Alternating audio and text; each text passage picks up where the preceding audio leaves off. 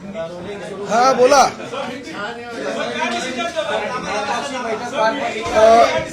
प्रामुख्याने महाराष्ट्रातील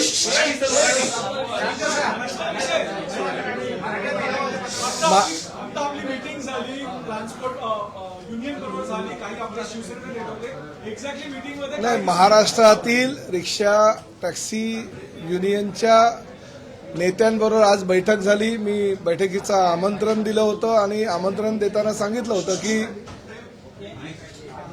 जे रिक्षा चालक आहे, टॅक्सी चालक आहे, त्यांना मराठी अनिवार्य आहे, ही राज्य शासनाची भूमिका आहे आणि त्या भूमिकेशी तुम्ही सहमत आहात का? तर त्यांनी प्रत्येकाने सांगितलं की ह्या भूमिकेशी आम्ही सहमत आहोत, परंतु काही त्यांच्या मागण्या होत्या.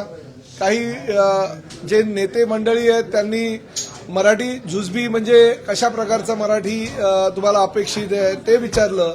तर मी त्यांना सांगितलं की जो नियमामध्ये शब्दप्रयोग आहे की जुजबी आलं पाहिजे, म्हणजे प्रवासी मागे बसल्यानंतर त्याला कुठे जायचं आहे, काय सेवा हवी आहे, त्याला पैसे किती झाले, ह्या ज्या जुजबी गोष्टी असतात त्या रिक्षा चालकाला किंवा टॅक्सी चालकाला किंवा आता भविष्यामध्ये तर आम्ही ओला, उबेर, रॅपिडो प्रवासी ज्या गाड्या आहेत त्यांचा पण समावेश यामध्ये करणार आहोत. तर काही लोकांनी 6 महिन्याची मुदत मागितली, काही लोकांनी 1 वर्षाची मुदत मागितली, काही लोकांनी 3 महिन्याची मुदत मागितली. वेगवेगळ्या संघटना होत्या आणि वेगवेगळ्या संघटनांच्या माध्यमातून आता चर्चा झाली, सकारात्मक चर्चा झाली. मला अभिमान ह्या गोष्टीचा आहे की परिवहन मंत्री म्हणून प्रताप सरनाईकनी ही भूमिका घेतलेली आहे की महाराष्ट्रामध्ये जर तुम्हाला व्यवसाय करायचा असेल, तुम्हाला जर रिक्षा टॅक्सी चालवायची असेल तर तुम्हाला मराठी अनिवार्य आहे, मराठी येणं बंधनकारक आहे, जुजबी मराठी तुम्हाला यायलाच हवं. ह्या भूमिकेशी सगळ्यांनी सहमती दर्शवली. आता प्रश्न असा आहे की त्यांनी ह्याही गोष्टीशी पूर्तता करायचं सांगितलेलं आहे की आम्ही आमच्या रिक्षा संघटनांचे काही कार्यालय आहेत त्या ठिकाणी मराठी शिकवणी घेऊ. शशांक रावांनी सांगितलं जवळजवळ आमचे काही गोरेगावचं एक आमचं कार्यालय त्या ठिकाणी 70 ते 80 एका वेळेस रिक्षा चालक बसू शकतील, टॅक्सी चालक बसू शकतील, आम्ही त्यांच्यासाठी ट्युशन्स घेऊ. काही लोकांनी सांगितलं आम्ही आमच्या कार्यालयामध्ये घेऊ, काही लोकांनी सांगितलं आम्ही हॉल त्यासाठी भाड्यानं घेऊ.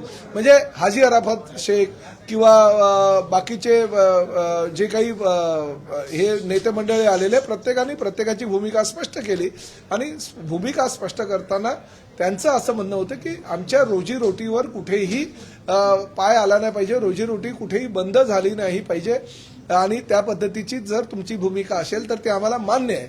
आणि आम्हीही त्यांना सांगितलं की शेवटी हे राज्य शासन आहे, देशातलं प्रगत राज्य म्हणून परिचित आहे. मुख्यमंत्री आणि दोन्ही उपमुख्यमंत्री अतिशय चांगल्या प्रकारचं काम करत असताना रोजगार निर्मिती हे आमचा पहिलं उद्देश आहे आणि त्या माध्यमातून देशामध्ये रोजगार निर्मितीचं पहिलं राज्य करण्याचा आमचा मानस आहे. त्यामुळे ह्या कारणांमुळे तर आम्ही कुठल्याही परिस्थितीमध्ये कोणाचा रोजगार बुडणार नाही याची आम्ही दक्षता घेऊ. परंतु शेवटी तुम्ही जर असं म्हणाल की नाही आम्ही महाराष्ट्रात राहू, व्यवसाय करू, आम्ही रिक्षा चालू, आम्ही टॅक्सी चालू, परंतु आम्ही कुठल्याही परिस्थितीमध्ये हिंदीमध्येच बोलणार, मराठी बोलणार नाही, हे चालणार नाही. आणि जे माझी भूमिका आहे त्या भूमिकेशी ते स्पष्टपणे सहमत होते. त्यांनी मुदत मागितलेली आहे आणि मुदत मागत असताना सुद्धा त्यांनी जबाबदारी सुद्धा घेतलेली आहे की आम्ही साहित्य परिषद म्हणजे कोकण मराठी साहित्य परिषद यांनी सांगितलेलं आहे की आम्ही आमच्या 72 शाखांमध्ये मराठी शिकू. आमच्या मेहंदळताईंनी सांगितलेलं आहे की आमच्या मुंबई मराठी साहित्य संघातर्फे आम्ही मराठी शिकू. त्यांचं सुद्धा ज्ञान जे आहे, त्यांची सुद्धा मदत जी आहे ती घेण्याची भूमिका ह्या सर्वांनी ठरवलेली आहे. मी त्यांचं मनापासून आभार व्यक्त केलाय आणि त्यामुळे आमच्या भूमिकेशी, राज्य शासनाच्या भूमिकेशी सर्व रिक्षा टॅक्सी युनियनचे नेते तयार आहेत की आमच्या भूमिका जी योग्य आहे. त्यांनी मुदत मागितलेली आहे, परंतु शेवटी मुदत मागितलेली आहे. उद्या आमचं आता आरटीओच्या अधिकाऱ्यांची मी बैठक केली, कारण मला कळलं पाहिजे ना, शेवटी त्यांनी मुदत वाढवली. आपल्याला हे राजकीय काही घोषणा आहे आणि त्यामुळे आपण आता त्यांना म्हणजे त्यांचं समाधान करण्यासाठी त्यांना मुदत वाढ वगैरे द्यायची अशी भूमिका बिलकुल नाही. मी आता त्यांना शब्द काही दिलेला नाहीये. उद्या आरटीओच्या सगळ्या 59 आरटीओची मी बैठक बोलवलेली आहे सकाळी 10:30 वाजता आणि त्या बैठकीमध्ये ह्या बाबतीतला आम्ही निर्णय घेऊ. त्यांनी मुदतवाढ जर मागितली असेल, मी आधीच घोषणा केली होती की तुम्हाला जर शिकवणी पाहिजे असेल शिकवणी द्यायला तयार आहे, तुम्हाला जर काही स्वयंसेवी संस्थांची मदत पाहिजे असेल तर ती मदत द्यायला तयार आहोत. तुम्हाला जर मुदत पाहिजे असेल तर ती आम्ही मुदत द्यायला तयार आहोत, परंतु मुजोरी चालणार नाही. आम्ही व्यवसाय करू, धंदा करू, परंतु आम्ही मराठी बोलणार नाही. ही जर भाषा तुमची असेल तर ती भाषा परिवहन मंत्री म्हणून मी सहन करणार नाही. त्यांना त्यांची भूमिका जी आहे, आता मुदतवाढ दिलेली नाही, परंतु त्यांना मी सांगितलेलं आहे की सकारात्मक आम्ही भूमिका घेऊ. फक्त उद्या आमची आरटीओच्या अधिकाऱ्यांच्या बैठकीमध्ये त्या बाबतीतला आम्ही निर्णय घेऊ आणि पुढे करू. एक गोष्ट मी तुम्हाला सांगतो, मुदतवाढ ही त्यांनी मागितलेली आहे, आमची द्यायची तयारी आहे, पण फक्त आता किती वेळ द्यायचा, किती काळासाठी द्यायचा, कारण काय मग मुदतवाढ संपणार नाही. कारण आजच्याच बैठकीमध्ये कोणी 3 महिन्याची मागितलेली आहे, कोणी 6 महिन्याची मागितलेली आहे, कोणी 1 वर्षाची मागितलेली आहे. शेवटी आम्हालाही ठरवावं लागेल हो, फक्त ही राजकीय घोषणा नको. उद्या जर 3 महिने झाले, 6 महिने झाले आणि कोणी मराठी बोललाच नाही तर आम्हाला शेवटी पकडणार सर्वसामान्य जनता हे आम्हाला. परंतु माझं आपल्या माध्यमातून जनतेला सुद्धा आव्हान आहे आणि त्यांनी सुद्धा तीच भूमिका मांडली. जर ड्रायव्हर आणि म्हणजे टॅक्सी ड्रायव्हर किंवा रिक्षा ड्रायव्हर हा हिंदी आहे, हिंदी भाषिकच आहे असं समजून प्रवाशांनी सुद्धा त्यांच्याबरोबर हिंदीमध्ये संवाद साधणं योग्य नाही. जबाबदारी प्रवाशांची सुद्धा आहे. प्रवाशांनी सुद्धा त्यांच्याबरोबर मराठीमध्ये संवाद जर साधला तर 70% काम इकडेच आमचं संपेल. 15 ऑगस्टपर्यंत त्यांना मुदतवाढ देण्याचा निर्णय आहे का? 6 महिन्याचा किंवा 3 महिन्याचा काही कालावधी देण्याची सरकारची भूमिका आहे? नाही, आम्ही वेळ देऊ, योग्य ती वेळ देऊ. ह्या बाबतीतला निर्णय उद्या मी घेईल. परंतु शेवटी काही आता बघा, मी मीरा भाईंदरच्या लोकप्रतिनिधींनी पत्र दिलं होतं आणि त्या पत्राच्या अनुषंगानं मी माहिती घेतली. मीरा भाईंदरला रिक्षा परमिट तपासणी 3066 झालेली आहे. म्हणजे 1 महिन्यापासून आम्ही ही मोहीम केली तर 3066 रिक्षा परमिट तपासणी आम्ही केलेली आहे. मराठी ज्ञान नसलेले त्यामध्ये 499 आम्हाला हे चालक मालक आढळलेले आहेत आणि मराठी ज्ञान असलेले 2567 आहे. म्हणजे 16.27% आजपर्यंतचा जो रिपोर्ट आहे त्याच्यामध्ये मराठी ज्ञान नसलेले रिक्षा चालक मालक आहे. म्हणजे आम्हाला हे कळलंय की आता बाबा एवढ्या संख्येपैकी एवढी जी पर्सेंटेज आहे ती लोक हिंदी भाषिक, म्हणजे शासनाला सुद्धा त्यांची भूमिका ठरवत असताना ह्या गोष्टींचा सरासर विचार करावा लागेल. मीरा भाईंदरला हिंदी भाषिक जास्त आहे, त्या ठिकाणी पर्सेंटेज आहे. ठाण्याला हिंदी भाषिक कमी आहे, कल्याण डोंबिवलीला हिंदी भाषिक कमी आहे, मुंबईला काही क्षेत्रामध्ये हिंदी भाषिक जास्त आहे तर काही ठिकाणी कमी आहे. आम्हाला हे सगळं नॉलेज जे आहे आमच्या आरटीओच्या अधिकाऱ्यांच्या माध्यमातून उद्या मिळेल आणि त्यासाठी आम्ही ती उद्याची बैठक लावू. नाही, बघा, मुदतवाढ काही लोकांनी 3 महिन्याची मागितली आहे, काही लोकांनी 6 महिन्याची मागितली आहे, काही लोकांनी 1 वर्षाची मागितली. आता किती मुदतवाढ द्यायची हा आता आम्ही उद्या निर्णय घेऊ. शेवटी मुदतवाढ दिल्यानंतर त्या मुदतीच्या कालावधीमध्ये ते झालंही पाहिजे ना. फक्त बैठक घ्यायची आणि मुदत मागायची, पण काही त्यातनं शक्य जर होणार नसेल तर ते नाही. आता शेवटी ही काय राजकीय घोषणा नाही. महाराष्ट्रामध्ये आणि मराठी भाषेमध्ये मराठी भाषेचा प्रचार आणि प्रसार व्हावा ही राज्य शासनाची भूमिका आहे. परिवहन मंत्री म्हणून माझी भूमिका आहे आणि मला आनंद ह्याच गोष्टीचा आहे की प्रत्येकाने परिवहन मंत्री म्हणून माझी जी भूमिका आहे ती मान्य केलेली आहे की मराठीमध्ये व्यवहार होणं गरजेचं आहे. फक्त ते जुजवी मराठी असलं पाहिजे. म्हणजे महाराष्ट्रामध्ये जर व्यवसाय करायचा असेल तर मराठी अनिवार्य आहे. ही जी माझी भूमिका आहे त्या भूमिकेशी सगळे जी नेते मंडळी आता आलेली ती सहमत आहे. मुदतवाढचा निर्णय नेमका कधी होणार आहे आणि कुठल्या उद्या ह्या संदर्भात मी बैठक घेतोय आणि त्या बैठकीनंतर निर्णय घेऊ.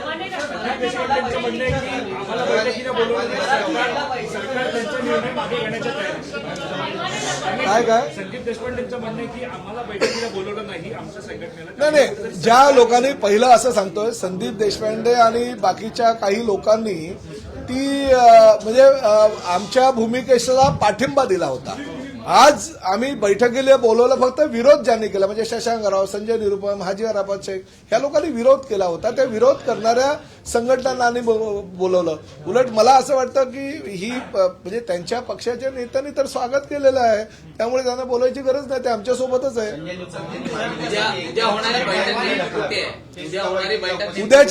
उद्या आमच्या परिवहन भवनमध्ये ही बैठक आहे. उद्याच्या बैठकीमध्ये त्या बाबतीतला आम्ही निर्णय घेऊ.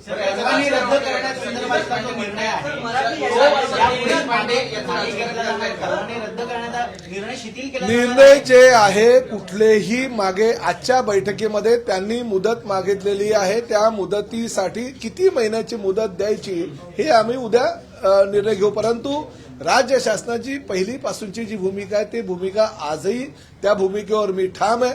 माझं आजही असंच म्हणणं आहे, महाराष्ट्रामध्ये व्यवसाय करायचा असेल तर मराठी अनिवार्य आहे.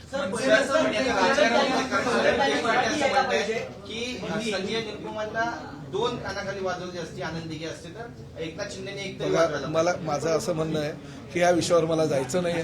मूळ मुद्दा बाजूला राहील आणि काहीतरी तिसराच मुद्दा मध्ये येईल. मराठीची गळचेपी ह्या सगळ्या मुद्द्यांमुळे आजपर्यंत झालेलं नाही. आजही प्रताप सरनाईक ठाम आहे. म्हणून आज या ठिकाणी मी जे विरोध केला त्या लोकांना बोलवलं आणि त्यांनी सुद्धा माझ्या भूमिकेवर सहमती दर्शवली.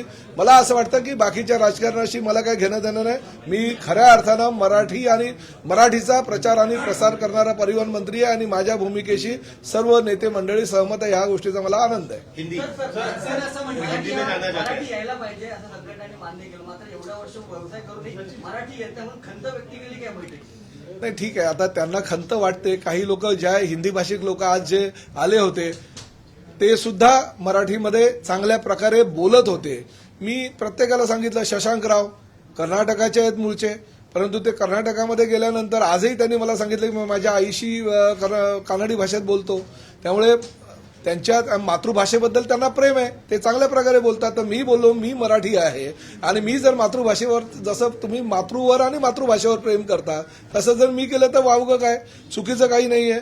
संजय निरुपम होते, मी त्यांना सांगितलं की आधी तुम्ही हिंदी सामन्याचे संपादक होतात, तुम्हाला असं वाटलं की बाळासाहेब कदाचित मराठी सामन्याचे सुद्धा तुम्हाला संपादक करतील म्हणून तुम्ही किती अस्खलित मराठीमध्ये बोलायला शिकलात. हाजी अराफत शेख आहे, त्यांनाही मी सांगितलं की तुम्ही सुद्धा रिक्षा युनियनचे नेते आहे, तुम्ही सुद्धा किती मराठीत अस्खलित बोलतात. त्यामुळे हे हिंदी भाषिक नेते आहेत, ते मराठीमध्ये जर चांगल्या प्रकारे बोलू शकतात तर रिक्षा ड्रायव्हर आणि टॅक्सी ड्रायव्हरनी मराठीमध्ये का बोलू नये? मराठी बेरोजगार तरुणांसाठी काही विशेष कोटा ठेवणार आहे का? कारण जर का हिंदी भाषिकांना परमिट मिळायला लागली, त्यांना मराठी यायला लागलं तर मग स्थानिक मराठी तरुणांवरती अन्याय व्हायला नको या अनुषंगाने नाही, अशा प्रकारे काही कोणावर अन्याय होणार नाही आणि प्रत्येकाला रोजगार मिळेल याची जबाबदारी राज्य शासनाची आहे. आणि राज्य शासन कुठल्याही परिस्थितीमध्ये हा मराठी भाषिक तो हिंदी भाषिक ह्याचा रोजगार याला मिळाला पाहिजे त्याला मिळाला नाही पाहिजे हे मत राज्य शासनाचं नसतं. ज्याला रोजगाराची गरज आहे त्याला राज्य शासन पुढाकार घेऊन रोजगार मिळवून देण्याचा प्रयत्न करतं.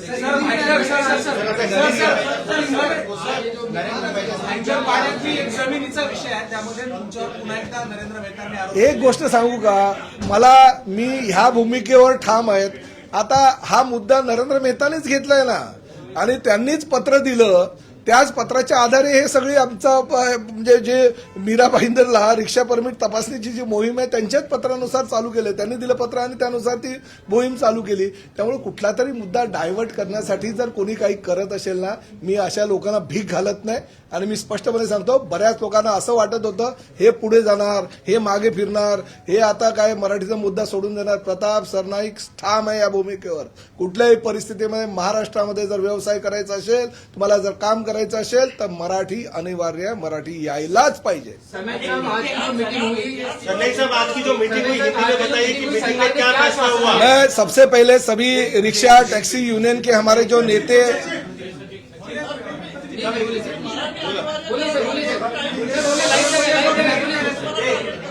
क्या आश्वासन दिया गया आज की मीटिंग?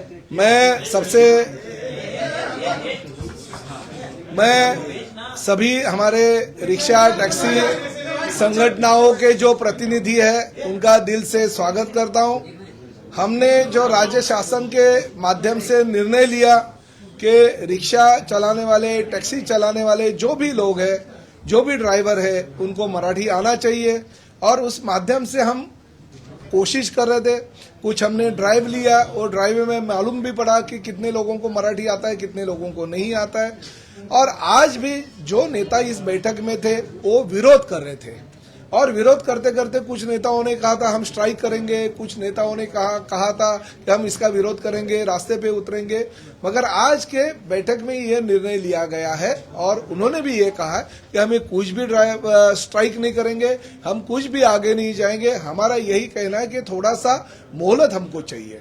अगर महाराष्ट्र में हम काम करते हैं और जुजबी जो मराठी है, जो प्रवासी और रिक्शा चालक और टैक्सी चालक के बीच में होती है, वो मराठी सीखना चाहिए, ये मत से हम सहमत हैं और इसलिए हमें वक्त चाहिए। अगर आप वक्त दोगे तो हमें भी ऐसा लगता है कि हमारे लोगों को मराठी आना चाहिए और उसके लिए वो खुद ट्यूशन लेने के लिए तैयार है। जैसे हमारे संजय निरुपम जी ने कहा कि हम बैठक लेंगे, हम हमारे कार्यालय में सभी रिक्शा चालकों को, टैक्सी चालकों को मराठी सिखाएंगे। हाजी अरब शेख ने कहा है कि हम वहाँ पे अच्छी तरह से हम हॉल लेंगे, हॉल में मराठी सिखाएंगे। हमारे विक्रम प्रताप सिंह ने कहा कि हम भी सभी रिक्शा चालकों को मराठी सिखाने की कोशिश करेंगे। हमारे शशांक राव ने कहा कि हमारी यूनियन की जो कार्यालय है वो कार्यालय में हम हमारे टैक्सी और रिक्शा चालकों को बिठा के उनसे मराठी पढ़वा लेंगे, रिक्शा सिखाएंगे उनको मराठी। और खासकर हमारा जो कोकण मराठी साहित्य परिषद है, उन्होंने उनकी 72 शाखाओं में मराठी जो है वो सिखाने की जो उनकी कामना है वो हम पूरी करेंगे। मुंबई मराठी साहित्य परिषद है, उन्होंने कहा था कि हम भी मराठी सिखाएंगे। तो ऐसे हमारे मराठी साहित्यिक लोग भी सामने आ रहे हैं, वो भी मराठी सिखाने के लिए तैयार है। तो ऐसी परिस्थिति में मेरा ये कहना है कि आज की जो बैठक हो गई बहुत ही अच्छी हो गई। सिर्फ हमें यह निर्णय लेना है, क्योंकि मराठी सीखने के लिए अगर लोग तैयार है तो राज्य शासन की यही भूमिका है कि किसी भी हालत में हम उनको मराठी सिखाने के लिए प्रवृत्त करेंगे। वो मराठी सीखने को तैयार है। अगर उन्होंने टाइमिंग मांगा है, किसी ने 3 महीने का मांगा है, किसी ने 6 महीने का मांगा है, किसी ने 1 साल का मांगा है, हम टाइमिंग देने के लिए पहले भी तैयार थे और आज भी तैयार है। मगर कोई अगर ये कहेगा कि नहीं हम सीखेंगे नहीं, मगर हम धंधा भी करेंगे, व्यवसाय भी करेंगे महाराष्ट्र में, मगर मराठी हम तैयार ही नहीं होंगे सीखने के लिए, तो ये नहीं चलेगा। महाराष्ट्र में अगर आपको व्यवसाय करना होगा, महाराष्ट्र में अगर आपको काम करना है, महाराष्ट्र में अगर प्रवासी गाड़ियां जो आपको चलानी है, तो हमको मराठी आना चाहिए। या हमारी भूमिका है, ये भूमिका से ये सहमत थे, इसलिए मैं उनका आभार व्यक्त करता हूँ। आने के बारे में क्या कल दिया जाएगा, उनने कितना देखना अभी ऐसा है कि मीरा भाईंदर का रिपोर्ट आया, क्योंकि पहली तो मांग मीरा भाईंदर से हुई थी। मीरा भाईंदर के स्थानीय लोक प्रतिनिधि ने कंप्लीट की थी। इसकी वजह से हमें ये जो निर्णय है वो निर्णय लेना पड़ा। कल आरटीओ के सभी हमारे 59 जो आरटीओ है, सभी जगह से हमने रिपोर्ट मंगाए। सबकी रिपोर्ट आने के बाद हम निर्णय लेंगे। मगर शासन सकारात्मक है।